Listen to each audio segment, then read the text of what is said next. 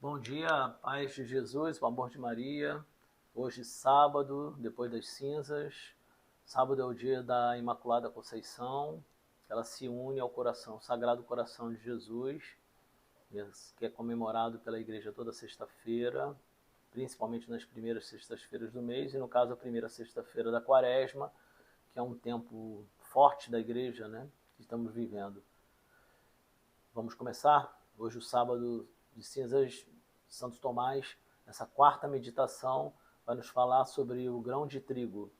Em nome do Pai, do Filho e do Espírito Santo. Amém. Sábado depois das cinzas, o grão de trigo. Em verdade vos digo, que se o grão de trigo que cai na terra não morrer, ficará fecundo, infecundo.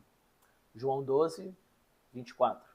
O grão de trigo é de dois modos usado para o feitio do pão e para a semeadura. O versículo acima diz respeito ao grão de trigo como semente, não como matéria do pão, pois nesse último caso não precisa fecundar para dar fruto. Se o grão de trigo não morrer, não que perca sua virtude seminal, mas porque muda de espécie. O que tu semeias não toma vida, se primeiro não morre. 1 Coríntios 15, 36. Ora, assim como o Verbo de Deus é semente na alma do homem, no sentido de que é introduzida por voz sensível para produzir o fruto da boa obra, como diz Lucas 8:11, a semente é a palavra de Deus. Assim, o Verbo de Deus, revestido de carne, é semente enviada ao mundo para originar a grande seara, né, a grande salvação. Por isso também é comparado como o grão de mostarda, como lemos na Escritura em Mateus 13. Nosso Senhor vai dizer assim: Vim como semente para frutificar, e por isso, em verdade, vos digo: se o grão de trigo que cai na terra não morrer, fica infecundo. Isso é, se eu não morrer, o fruto da conversão das pessoas não se produzirá. Também se compara ao grão de trigo porque veio para restaurar e sustentar as vidas humanas. Ora, é sobretudo isso que o pão de trigo faz, né? Como diz Salmo 103:15, o pão robustece o coração do homem. E João 6:52, e o pão que eu darei é a minha própria carne para a salvação do mundo.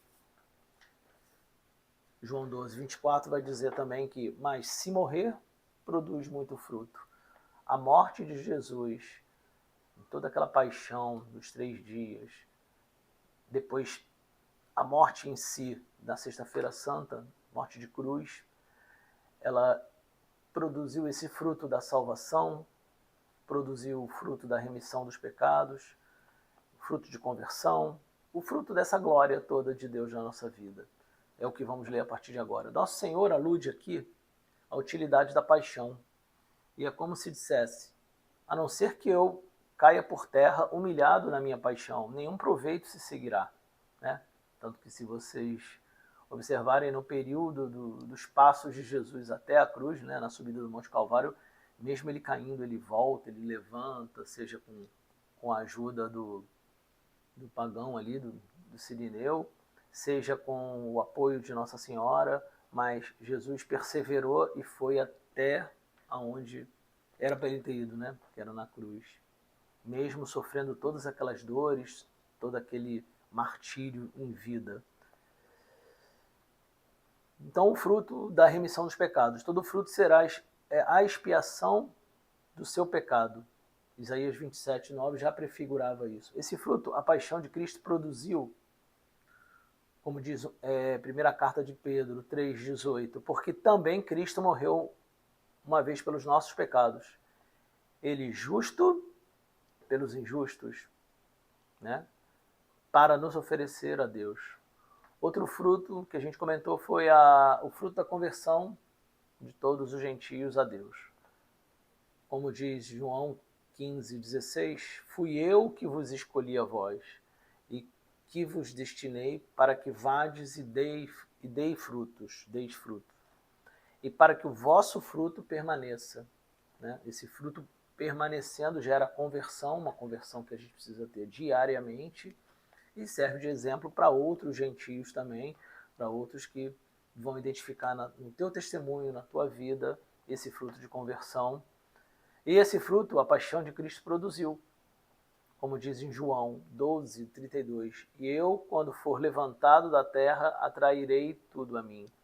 Depois da ressurreição de Cristo, ele realmente conseguiu atrair todo mundo a ele, né? Nesses 2000 anos, quantos e quantos ele conseguiu atrair?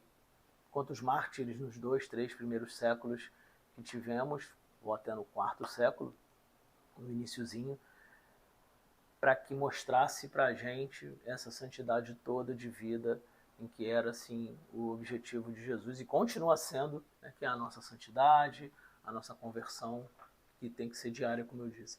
Outro fruto é o fruto da glória.